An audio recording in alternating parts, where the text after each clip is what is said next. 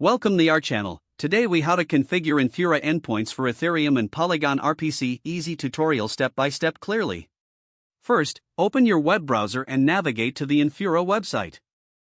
Create an account if you don't have one by clicking on the sign up button. Once your account is set up, log in to the Infura dashboard. On the dashboard, click on the Create New Project button.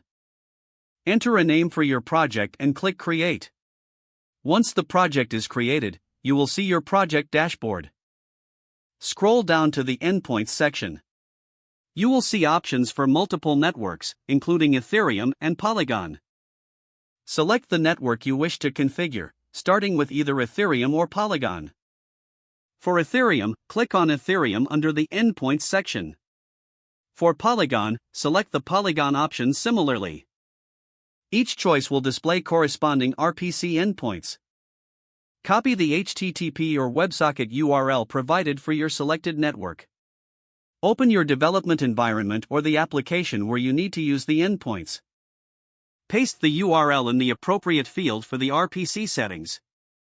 If using a library, ensure you're importing necessary packages like Web3 or ethers.js. Follow the documentation for the library to connect using the copied endpoint.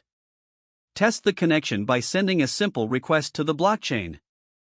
If everything is configured correctly, you should receive a successful response. Check your Infura dashboard for any usage statistics or error messages. Repeat the steps as needed for additional networks or projects. That's it.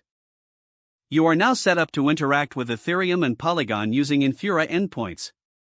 If the page does not load, refresh the browser or try again in a private or incognito window. Make sure you are using the correct email address, then retype it carefully to avoid small typos. If your password is not accepted, use the reset option and create a new strong password you can remember. Check your spam folder for verification or security emails, then complete any requested confirmation steps.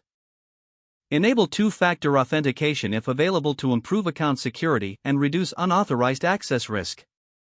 After signing in, review your profile details so your contact information and settings are accurate and current. Don't forget to like this video and subscribe to our channel for more step-by-step tech guides.